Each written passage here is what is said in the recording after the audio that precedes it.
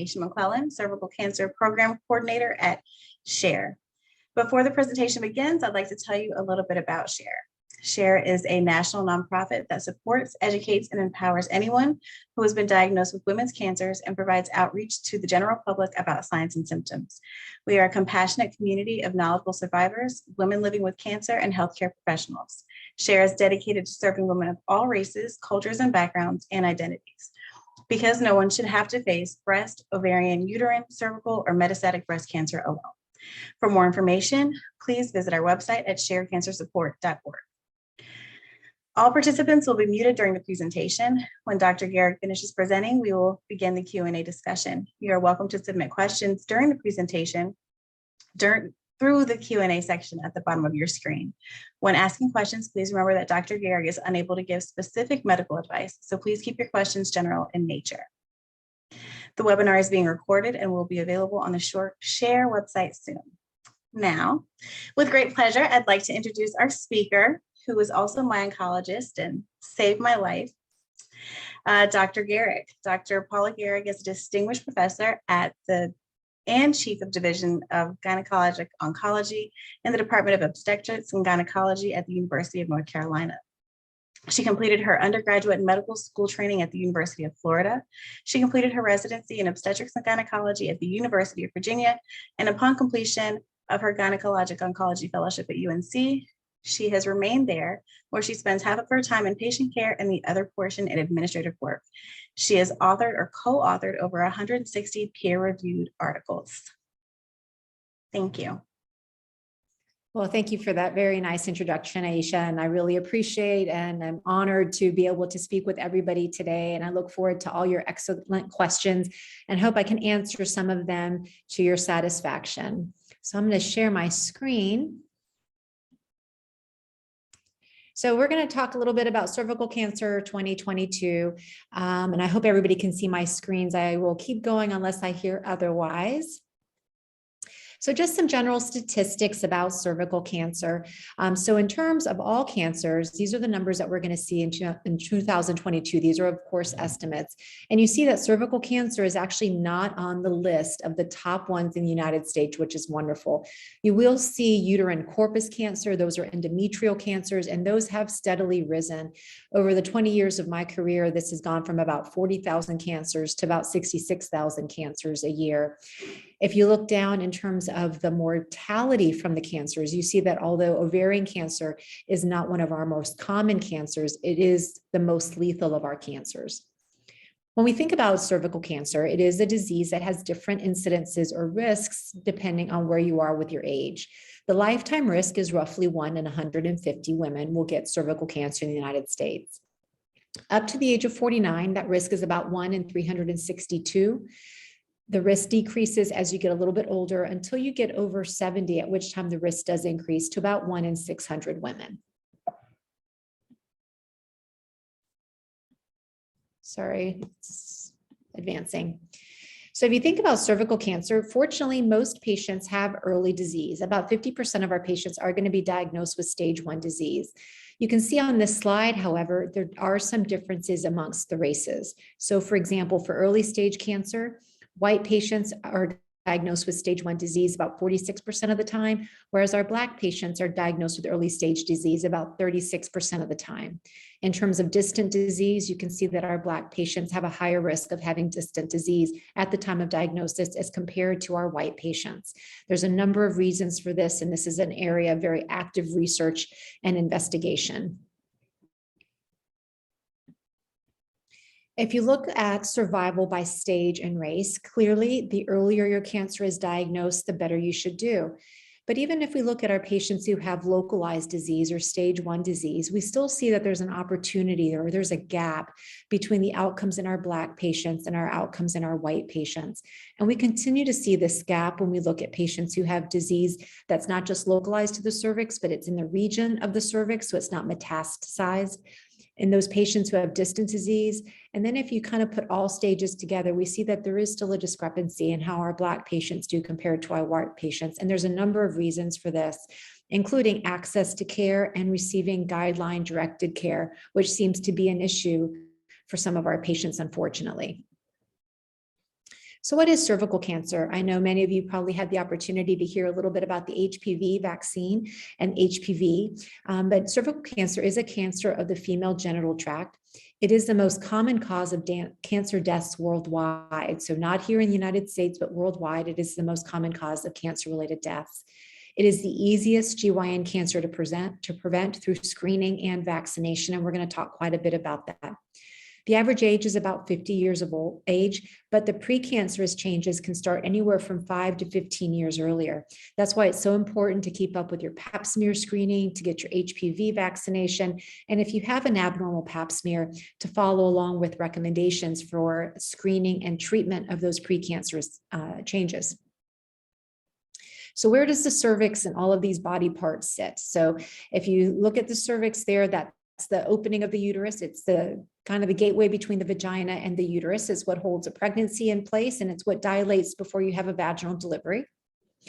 Other organs that are important in this area, and they're going to be really important as we talk about some of the side effects of treatment, include the ovaries, particularly if we start thinking about radiation, and radiation exposure can cause premature menopause in some of our patients. And we'll talk a little bit about this in terms of survivorship.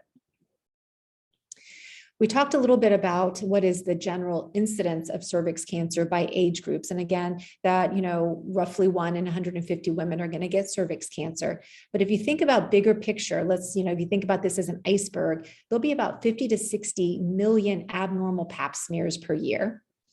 About 3 to 5 million women are going to have an abnormal pap smear. There's going to be about 12,000 cases of cervix cancer, and that should be about 4,000 deaths, not 4.000, so 4,000 deaths. So just because you have an abnormal pap smear does not mean that you're going to get cervical cancer.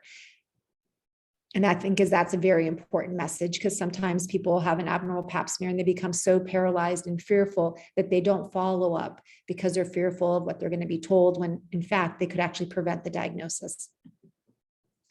So what causes cervical cancer? HPV.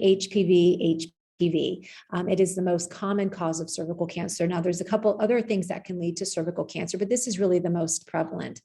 This is something that you get through sexual intercourse, but I would not consider this a sexually transmitted infection the way that you would think about some other infections such as gonorrhea, chlamydia, or syphilis.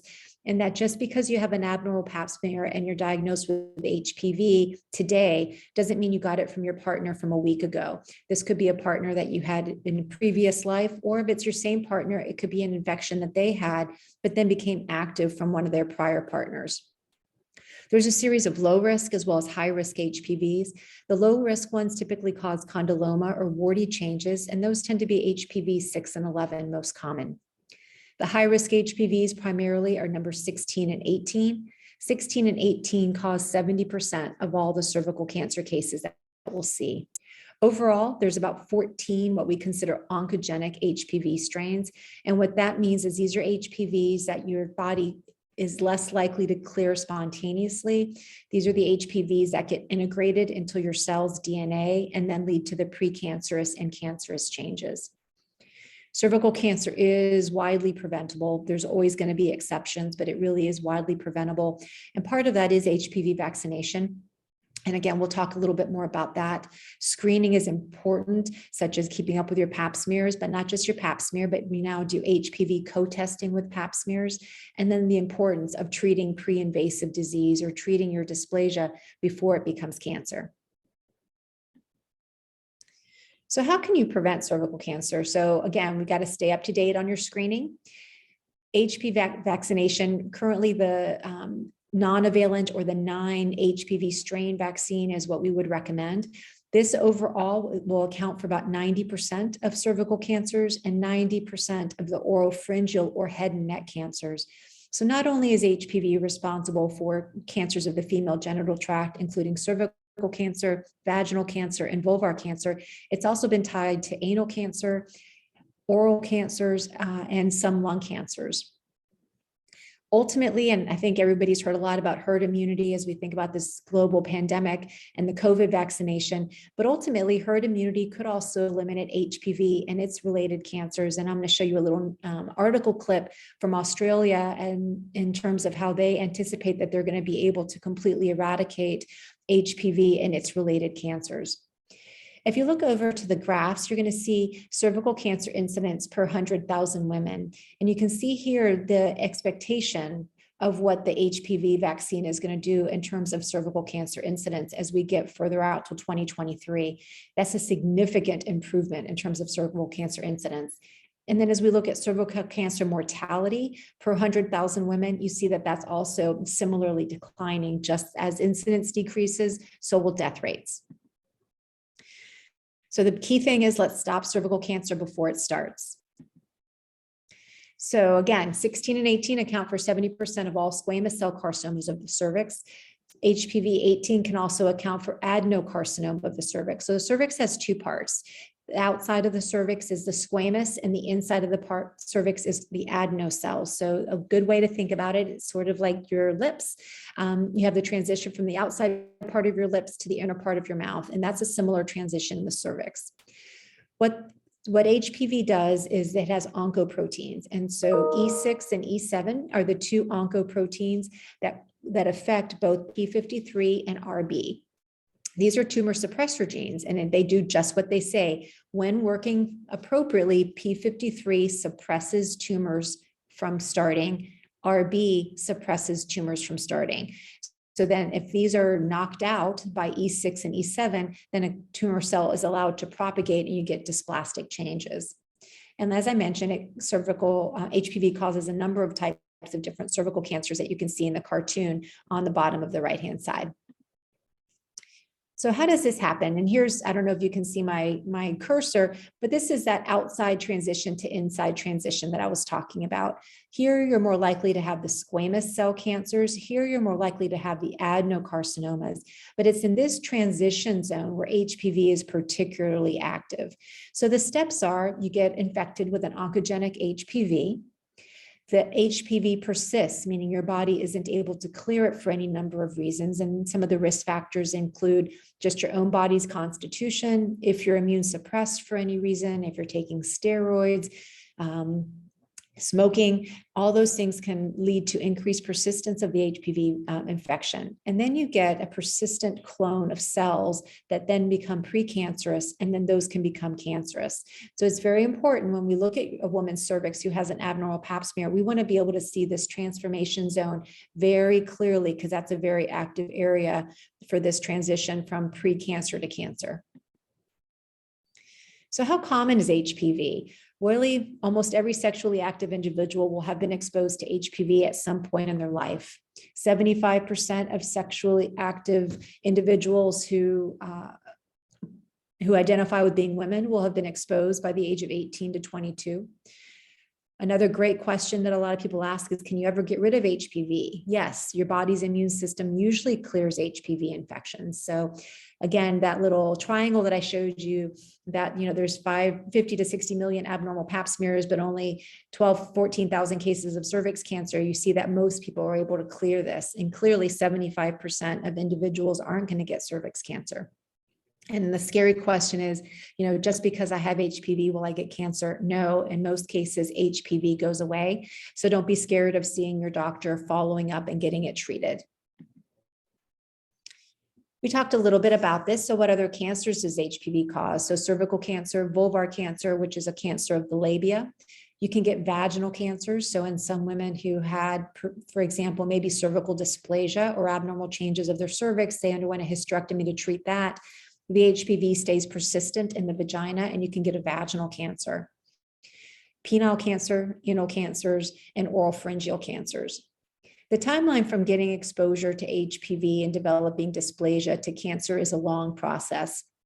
On average, it takes about 5 to 10 years. So there are opportunities to intervene with care to prevent the cancer. The key thing is listening to your body, advocating for yourself, and if you have an abnormal pap smear, making sure that it's followed up in the appropriate way. Things that can increase the risk of cancer, we touched about, smoking. If you have a high risk HPV, so for example, if you have HPV 16 or 18, and that's part of what we look for when we do the HPV co-testing with your pap smear. What co-testing is when you have your pap smear, you also have an HPV test. And if your HPV is positive for high risk HPV versus negative, that determines the frequency with which we would need to do your pap smears, or if we would need to do what's called a colposcopy, or looking at your cervix. A weakened immune system, if you have a history of HSV2 or herpes type 2, and having other sexually transmitted infections can also increase your risk of developing cancers. So the HPV vaccine nearly will lead to about a 90% reduction in cervical cancer. Currently, Gardasil 9, and I have no stock and no conflict of interest in this company, but it is composed of 2 low risk and 7 high risk HPV types. It's most effective if given between the ages of 9 to 12 years. When we're younger, our immune systems are more robust and we're able to really accept the benefit of the vaccine a little bit better, but you can catch up. So ideally, you want to be treated before the age of 26, but the FDA has now approved a catch-up vaccine for adults up to from 27 to 45. If you're less than 15 years of age, you only need to have 2 doses. If you're greater than 15, you need to have 3 doses at 1, 2, and 6 months. So will vaccination work? So this is work done out of Australia. And they found that by 2028, fewer than 4 women in every 100,000 would be diagnosed with cervical cancer in Australia. And by 2066, they think that 1 woman per year could receive that diagnosis. Just think about that. 2066 sounds like a really long time from now, but that really is only 40 years. So in a generation, they're going to eradicate cervical cancer from Australia because of their HPV vaccination programs. I think that's something we should really aspire to here in the United States. So what is a pap smear? So most people have had a pap smear, but this is sort of what the process is. If speculum is inserted, we look at the cervix or the vagina, whichever part of the body is still there. We submit a sample, and then the pathologist, this is kind of an older slide. Now most of the pap smears are liquid based, and it's not necessarily put on a slide like it used to be when I started my training, but it's the same concept. They're looking for abnormal cells.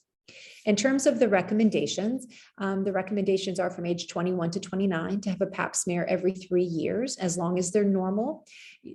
Every 3 years is fine. And then you could consider primary high-risk HPV testing in women who are 25 years and older.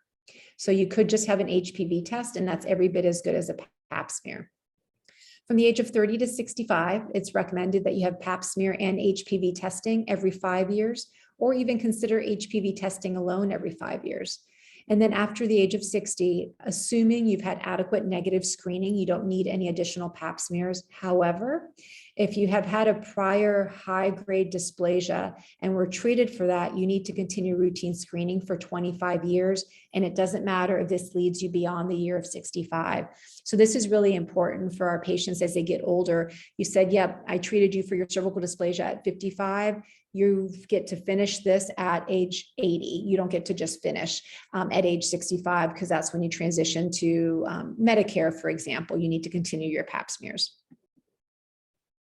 This is what's happened with the advent of pap smears alone. So if you look at the incidence of cervical cancer per 100,000 women, there's been a 75% decrease from the 1940s when Dr. Papanicolaou started the pap smear to the 1980s. And now the next leap is really going to be as a result of HPV vaccination. And, could we strive to do what they are going to be able to do in Australia and essentially eradicate cervical cancer by the mid-2060s? So there's a series of guidelines that we all follow for follow-up of abnormal pap smears. And like everything else in life, there's an app for that. So this is something that you can download, and you can put your age, your HPV status, whether you're pregnant or not, and what your results were from your pap smear. And then it'll tell you what the next step should be in terms of follow-up. And these are updated constantly. So if your provider were to say something that's really discrepant and doesn't follow what these guidelines are, that would be a really good point of conversation and discussion with your provider. What is the goal of screening? The goal of screening is really to prevent morbidity and mortality from cervical cancer. We're trying to identify those precancerous lesions and be able to treat them effectively before they become cancer. The goals, in addition to decreasing the risk of cervical cancer, is we need to minimize psychological distress. We need to minimize the pain, bleeding, discharge, side effects from the treatments that we offer. And we need to also make sure that we leave a person with a healthy cervix to decrease the risk of preterm deliveries and miscarriages from the procedures we perform. If you look at just mild cervical dysplasia, or CIN1, and that stands for cervical intraepithelial neoplasia 1, the majority of patients, 57%, who have a biopsy that shows low-grade dysplasia, it's going to regress on its own. So 57% of the time, your body's going to take care of it. 32% of the time, it stays the same. And there's really a small risk of patients that it's going to progress to a high-grade lesion or even to cancer. Now, you see those numbers are different if your biopsy shows CIN2 or CIN3, that the risks of progression to cancer are higher. So because of these data, we typically follow patients who have CIN1 and spare them a lot of painful, potentially harmful treatments, and really try to tailor those treatments to women who have CIN2 and CIN3. So if you have an abnormal pap smear, what do? We do what's called a colposcopy. And colpos is the Latin word for body. And so the uterus is the body of the womb. And so we're looking at the body or the cervix with a microscope, and that's the oscopy. So it's nothing more threatening than we place a speculum and we look at your cervix with a microscope. Sometimes we apply different things to tint the cervix. Sometimes we apply acetic acid, which smells like what you would use to color Easter eggs with, or vinegar. It helps the areas of abnormality look bright or white, so we're able to see them. Lugol's is another stain that we use, in that the normal cervix will stain brown and the area of abnormality will stain yellow. So we're able to really see the abnormality better. Remember, we talked a little bit earlier about being able to see that transformation zone, or that very critical part of the cervix where these abnormalities really take hold. We need to say if your colposcopy was adequate. Could we see your entire transformation zone? And just because we're looking at your cervix with a microscope doesn't mean we're going to do a biopsy. If you have an abnormal colposcopy and you have an abnormal biopsy, we talked a little bit about it already. If you have a low-grade biopsy, we usually just follow up with our patients because it usually goes away. If you have a high-grade lesion, there's a couple of options to take away that area of abnormality, as there is a higher risk of persistence of the abnormality or even progression to cancer. And then if you have a cancer, we really tailor the treatments based on stage and what the fertility desires are for the individual. So here's just a cartoon of what a colposcopy is. So a speculum is placed like it would normally be placed for your pap smear or your well-woman exam. And then we look with this microscope at the cervix. And again, we sometimes put acetic acid or Lugol's or other things on that. So all of that microscope stays outside of your body.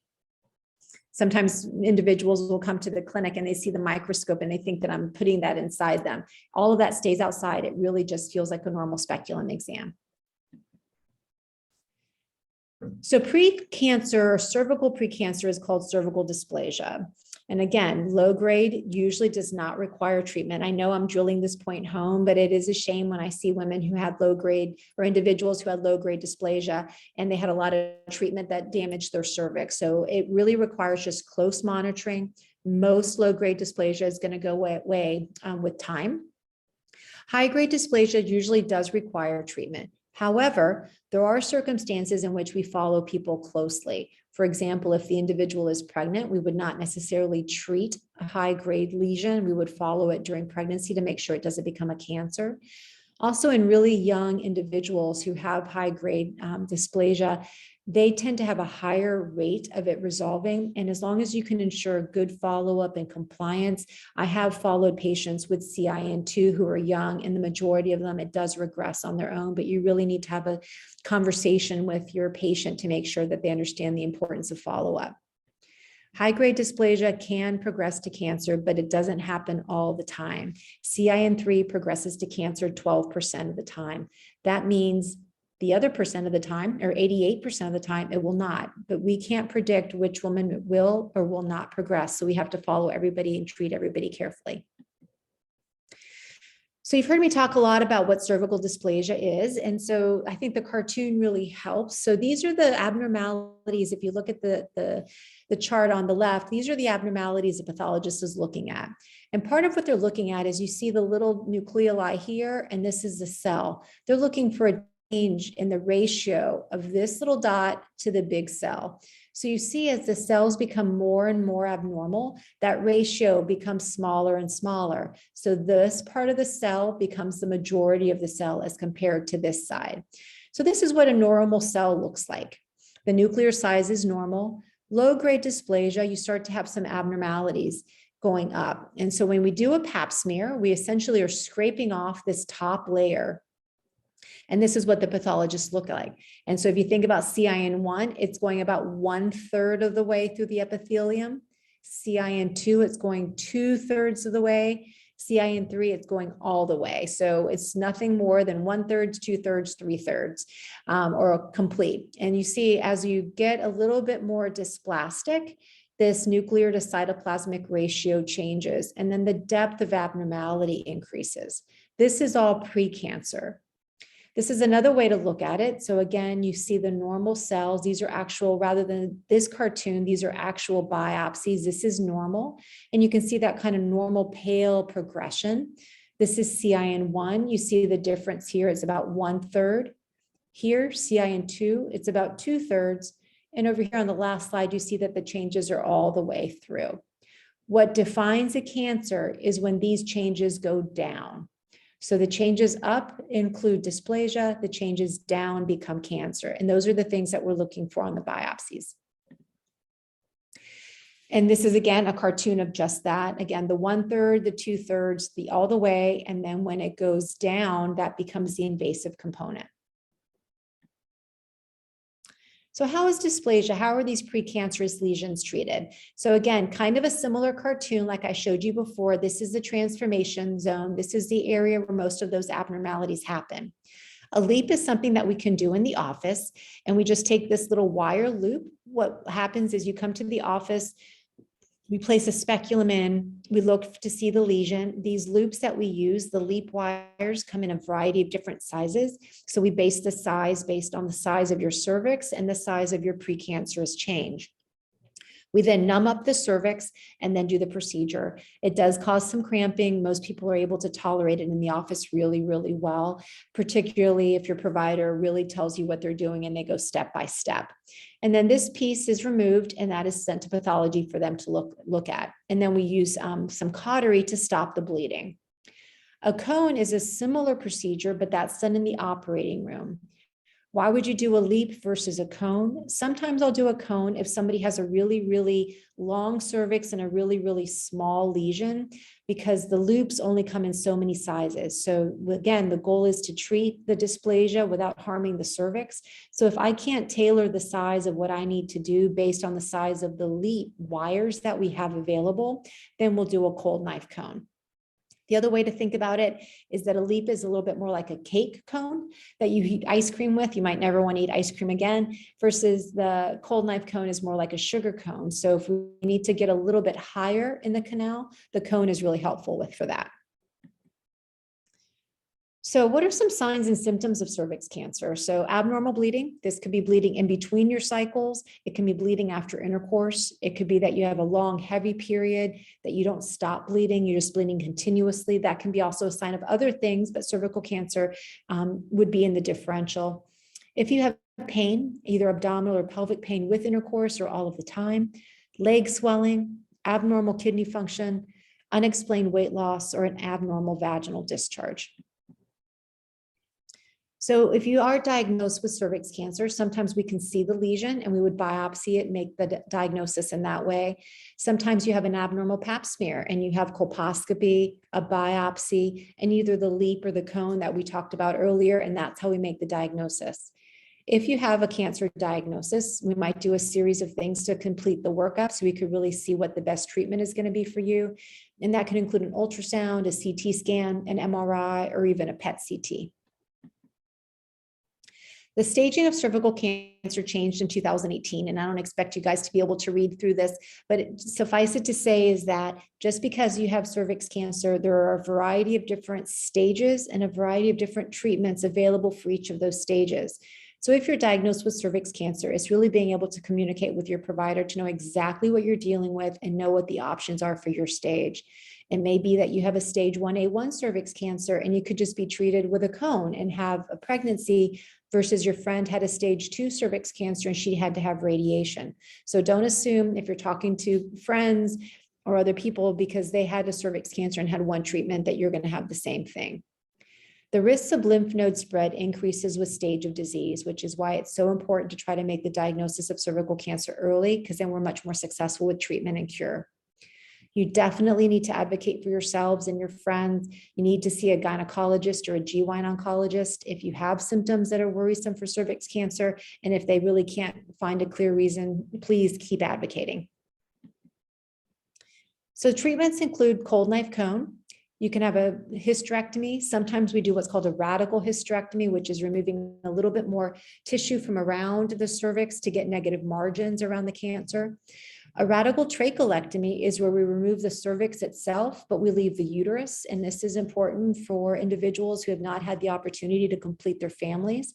This allows us to treat their cancer and still allow them to have a family if that is their desire. Lymph node evaluation, either with sentinel lymph nodes or full lymph node dissection, is part of the staging for early stage cancers. If you don't have an early stage cancer that's amenable to surgery, then we talk about radiation. We talk about giving chemotherapy with the radiation. That chemotherapy in this setting really just helps the radiation work better. And the analogy I use is if you're going boxing in a boxing ring and Mike Tyson hits you before you go in, you're not going to survive against Evander Holyfield. And this is sort of what the chemotherapy does with the radiation. It sort of sensitizes the cancer cells to the effects of radiation, so the radiation is more effective. The chemotherapy can also help treat any microscopic disease that might be outside of the area that we know, and that's why outcomes are better. Sometimes we do chemotherapy alone, and now there's a whole group of new, really exciting agents called targeted therapies. And one of the great things has been, in the last 3 years, we have had more new treatments for women with cervix cancer than we have in the prior 20 years of my career. So it really is a wonderful time to be a provider, to be able to offer all these options to our patients. So if you have early stage disease, these would all consider early. You can have a number of treatments that include fertility sparing treatments. So just because you have a cervix cancer doesn't mean you couldn't still have a family. I'm not going to read all of these, but you see that you do have choices and you do have options. And it's important to talk to your provider about these treatment options because they do have different side effects. And depending on your age and your desires for fertility, as well as your thoughts about natural menopause versus radiation-induced menopause and those changes, you have choices you can make. For women with more advanced disease, the backbone of our treatment here is going to be radiation. And the radiation includes external radiation to the outside that then delivers a treatment dose to the cervix. And then we do what's called brachytherapy. And I'll show you a picture of this. And that's really very localized radiation just to the cervix. So we can boost the dose of radiation there to be more successful in terms of curing the cancer. So here's a picture, a cartoon of external beam radiation, and here's where the uterus sits. And here's the blood vessels with the lymph nodes, these little pearls. And so the radiation covers not just the cervix, but the upper part of the vagina, as well as the lymph node basin. Over on the far right, you'll see a picture, it's called brachytherapy.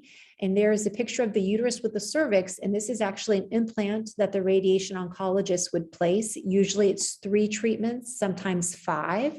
And that sits there for a prescribed number of minutes to really deliver a really high dose of radiation to what we call point B. And that just is where we're about 5 centimeters out. And that's what's called the perimetria, or the margin around the cancer that we want to treat.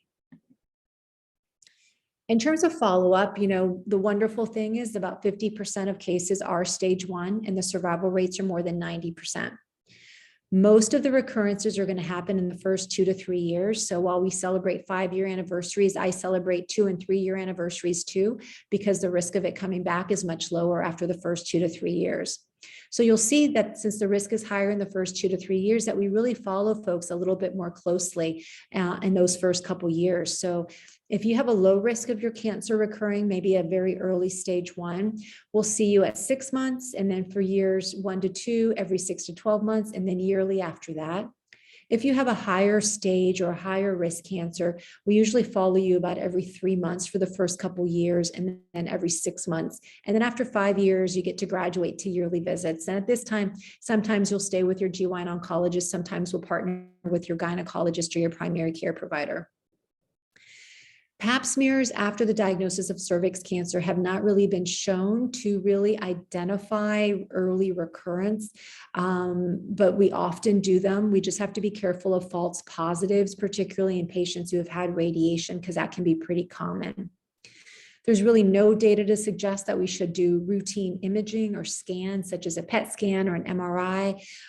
However, there are certain individuals, for example, if they had a recurrence of their cancer and we treated a particular area, those are patients that we usually do CT scans for a couple of years to make sure that they don't have a risk of recurrence. And then the most important thing is just being mindful of any symptoms you have and following up with your provider. What are some complications of radiation therapy? So the acute complications are nausea, vomiting. You can have some abdominal pain. You can have some urinary symptoms or diarrhea. And that's just because even though they do a lot of 3D planning to minimize the risks of the toxicity of the radiation to the bladder and the rectum, which are really close to the cervix, they still are kind of innocent bystanders and will have some radiation changes. Cytopenias mean your blood counts because of radiation, as well as that low dose of chemotherapy. We have to watch people's counts very carefully to make sure their white counts don't go down and they get at higher risk for infection, don't become too anemic. And then after surgery, sometimes people can have some infectious issues if they have radiation after surgery.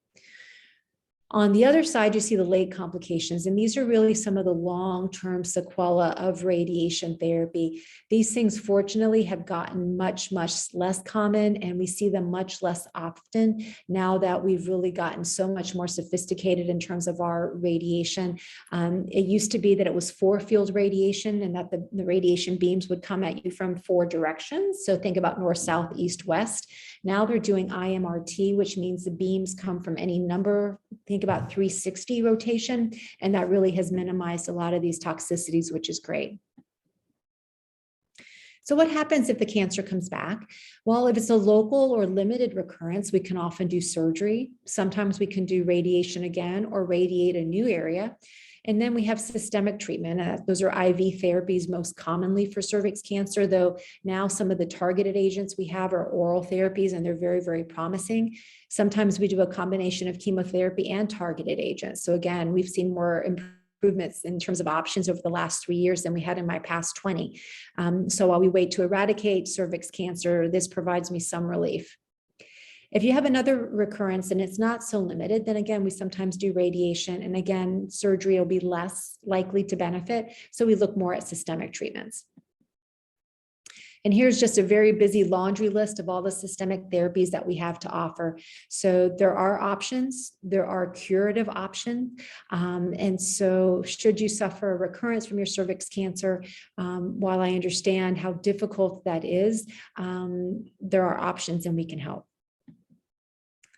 Survivorship, I think now that we're getting better at curing people, we have to be really cognizant of some of the long-term sequelae of the treatments that we offer. So there's physical effects, there's psychosocial effects, and then there's just some clinical considerations. So we have to really be mindful of the physical effects of the treatments that we give, whether it's lymphedema, hot flashes and vaginal dryness because of loss of ovarian function.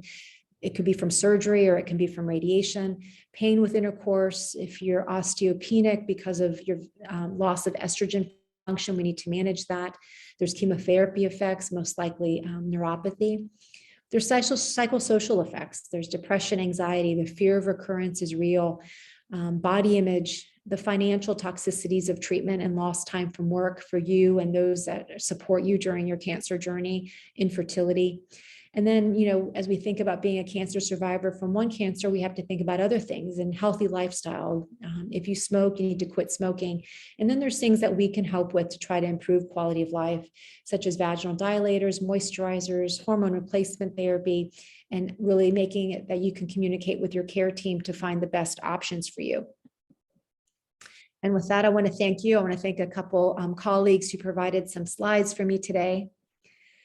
And this will be the end of my presentation. I'm going to stop sharing, and then Aisha is going to help me navigate through some questions.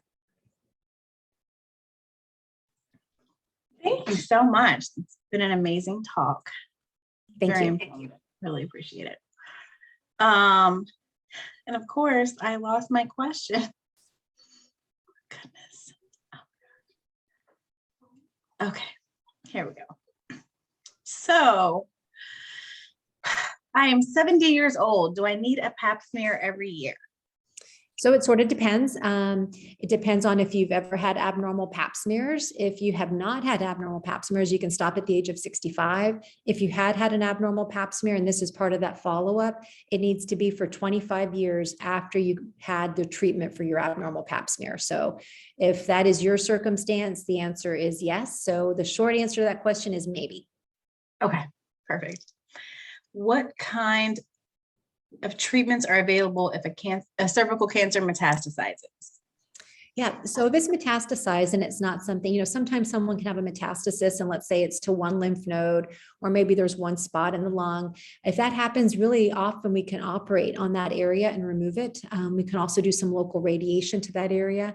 But if it's metastasized and it's not amenable to kind of a spot treatment, then we kind of get into the chemotherapy realm. Another medication that's gotten a lot of strength in cervical cancer is called pembrolizumab. People might see it as Keytruda on TV. We're getting really smart with cervix cancer, as with a lot of cancers, in that there's a score. It's called your CPS score or PDL1 score for cervix cancer. And we can test your cervix cancer for this score. And if you have a score greater than 1, then you're likely to derive a benefit from that medication pembrolizumab. So we're really getting pretty personalized. So it's not just about a cancer diagnosis, a drug. Now I can say I have patient X with cancer Y with CPS score T, and I put XYT together, and then I know that pembrolizumab is a medication that's likely to work for them. Great. Where does cervical cancer usually metastasize to? So the most, cervix cancer likes to stay in its neighborhood before it goes out. And that's the way I think about it. So if it starts in the cervix, stage 2 would be that it would go out to the tissues beside the cervix. Stage 3 means it goes further down the vagina and further out, involves lymph nodes. And then stage 4 means that it's more distantly spread. So those are the patients that'll have, for example, lung metastases and liver metastases. Those would be the most 2 common sites of metastatic disease. But most cervix cancer spreads locally. I see. Can you get cervical cancer after receiving a hysterectomy? Well, it depends. Some people, so it's important to know what kind of hysterectomy you have. Some doctors will refer to what's called a partial hysterectomy. That can mean a couple of things. It can mean that your uterus and cervix were removed, but they left your ovaries, or it could mean that they took out your uterus, but left your cervix. So it's important when you have a hysterectomy to know what was taken out. I always ask your provider for your pathology report. They should provide that to you. Now with a lot of the electronic health record systems, people can have their pathology reports, but sometimes it's like alphabet soup. It's hard to understand. And so ask your provider, what did you take out? What's left? And what do I need to do? Okay. If you had a supracervical hysterectomy and they did leave your cervix, then you would need to follow regular pap smear screening guidelines. If they took your cervix and you've never had an abnormal pap smear and your cervix was normal, then you don't need pap smears. However, if you had a hysterectomy and they removed your cervix because of precancerous changes, now you're into that. You need a pap smear every year for 25 years because you could develop a vaginal cancer. Oh, okay. Can you get the HPV vaccine after you've had HPV? Yes, absolutely. So we know that 75% of individuals who are sexually active will be exposed to HPV by the age of 21. And the FDA has approved the vaccine up to 45. So absolutely. So we know that there's a primary prevention and there's also the opportunity for secondary prevention. Just because you had one HPV doesn't mean you had all 9. So your body might be able to clear one, but then you have a new circumstance and you're exposed to a new HPV, and this could protect you against new HPVs. So absolutely. Perfect. If you have had cervical cancer, are you more at risk for other HPV related cancers? That's a great question. The answer to that is maybe. A lot of it depends on which HPV type you had and what other kind of sexual behaviors may you have been involved in that might increase your risk for other HPV related cancers. Okay. What are some ways to tackle HPV vaccine resistance and hesitancy in the US? Wow. Yes, that is a fantastic question. And I wish I had a fantastic answer for that one. I think there's a couple of things. There has been, unfortunately, an assumption that if you, in some circles, not globally, and I have no political anything here, but that I have heard that if you vaccinate people against HPV, that you are promoting sexual promiscuity. That they now don't have to worry about cervix cancer, so they're going to be more promiscuous, similar to the argument that if you provide individuals with birth control pills, they're going to be more sexually promiscuous because they don't have to worry about pregnancy. That's just nonsensical, in my opinion. That's not giving people credit for being able to think and make wise decisions. So I think that's one issue. And unfortunately, that is a big issue, particularly in the South where I live, that those thoughts exist.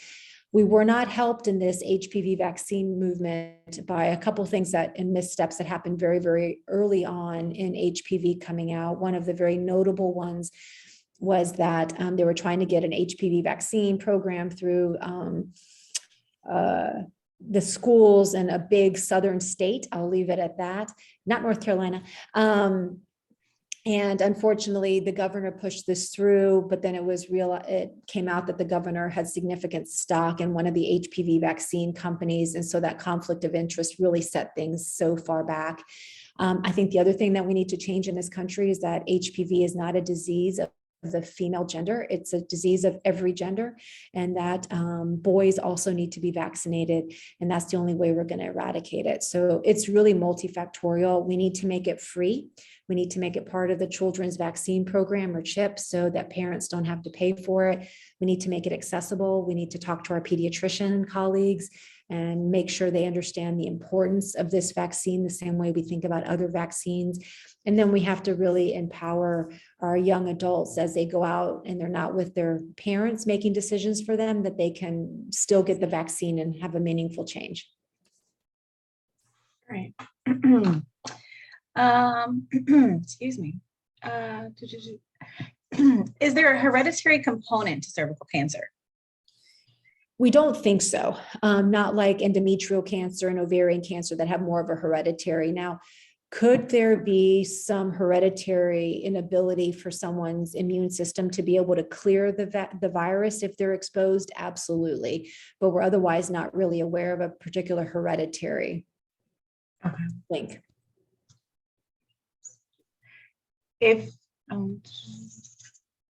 Can you talk a little bit more about non-HPV related cervical cancers?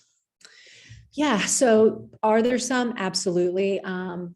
It's really a small percentage, and even of that small percentage, the thinking is that there is probably some HPV in there somewhere, and it's a false negative that it was HPV negative, but there are probably some HPV negative cervix cancers. There's a group of cancers called neuroendocrine tumors that were felt to really be HPV independent, though most recently they have found HPV 45 in some of the neuroendocrine tumors. So those may even have a HPV related component.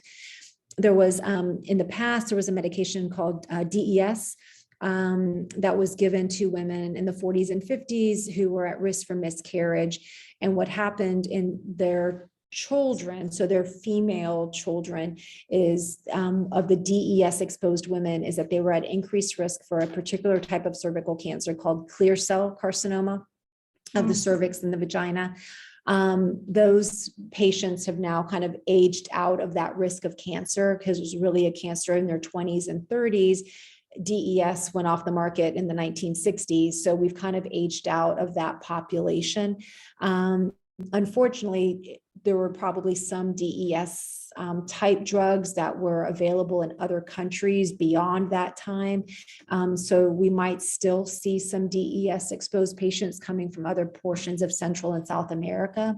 But those are really the biggest. The neuroendocrine tumors and the DES are the most common of the HPV non-associated cancers. Okay. I think you might have answered this already, but after you've had cervical cancer, should you continue to get pap smears and or HPV tests? Probably not an HPV test, but pap smears, the guidelines, both by the Society of G1 Oncology as well as the NCCN, which is kind of the guiding body for guidelines. And this isn't dictated by insurance companies. And, I talk to patients, I'm like, well, we can do it once a year. We don't need to do it more frequently. And a common question is, well, is that what my insurance company says? No, that's not what your insurance company says. It's at most you need it once a year. But there is some debate that whether you need a pap smear at all once you have the diagnosis, because we diagnose so few of the recurrences with pap smears. The important thing is being able to come in, talk about your symptoms, look at your cervix, do your exam. The pap smear is a little bit more secondary. I see. Can you speak more about recent advancements in cervical cancer treatment? Yeah, so I think there's been really two huge things. I think one has been IMRT, or intensity modulated radiation therapy. And that's where the radiation isn't just coming at the individual north, south, east, west. It's coming really at you in a 360-degree arc. And the really important thing is we can deliver a much higher dose of radiation to the cervix in the area we're trying to treat, while we're minimizing toxicities of the normal tissues. So that really has been huge when you think about we're doing a better job curing people and their survivors. We don't want to make a physical cripple out of one of our survivors. So that's really a huge step in terms of improving the survivor quality of life, which I think is paramount to everything that we do. I think, cancer care 50 years ago, people were just happy to be alive and they were willing to accept anything. I think now we're to the point that we really can say, yes, we're happy to be alive, but I want to have a quality of life on the other side. And so I think we're to that point that we're able to do that. So I think that's been huge. The knowledge that came out in the 90s, it's not recent, but depending how long you've been doing it and how old you are, 90s was recent, giving low dose chemotherapy with radiation really increased the survival rates, not just remission rates, but survival rates. So everybody gets some chemotherapy with their radiation. And then I think the next big step has been just this molecularly targeted. I gave the example of the CPS score and the PD-L1 in order to receive pembrolizumab. That is just the tip of the iceberg. Now we're really looking at some of these molecular cocktails so that let's say your tumor has mutation ABC. Well, for your particular cancer, you're going to get treatment XYZ. And someone else who has a different mutation, I'm going to give her a different cocktail or give them a different cocktail. So I think that's really the next advent or the next exciting cusp. However, I really hope to be out of business. And if we could just eradicate cervix cancer completely with the HPV vaccine, if we put all our money and energy into that, we would make a bigger impact than just finding new treatments for those women, individuals that have the disease. We shouldn't stop doing that, but we need to focus on prevention. Absolutely. In the realm of cervical cancer, what is something you find promising and or hopeful? It sort of segues and tags onto what I just talked about is really some of the new therapies. In oncology, we're all very siloed. So if I treat cervix cancer, I treat ovarian cancer, I treat uterine cancer, and the disease treatments were kind of tied to where the cancer was. We've really learned that maybe our disease treatment should be based on the genetics of the cancer. So if a particular individual's cancer has a mutation that we see in let's say, clear cell renal cell in a kidney cancer, well, and there's a drug that's really effective for kidney cancer, maybe I should treat this individual with that drug because the mutation is the same. And those are called basket studies. So we're putting in a basket all the individuals who have a particular mutation, and then we're identifying the targets for that. So that has really led to a very rapid drug development and drug discovery that's really been very, very really fun to be part of. And so the NCI, or the National Cancer Institute, has any number of basket trials. So, it's patients with every kind of disease, but they have one common mutation, and that's pretty cool. That is really cool. Can an HPV infection persist even after treating abnormal cell changes and or cervical cancer? So yes, that's why if you have an abnormal pap smear and you have a leap or a cone, even if you don't have cancer, we still recommend pap smears for 25 years because that HPV virus can still persist and lead to problems moving forward. So that's why it's so important to have follow-up. With the cervix cancer, yes, I mean, the HPV is still there. That's why the exams are so important. Because if you had one HPV that led to your cervix cancer, but maybe you had another HPV that might lead to a little warty area on the outside, those can all be treated very successfully. Okay. All right, just a couple more. How do you think the stigma of HPV and cervical cancer can be addressed? Yeah, that's a wonderful question.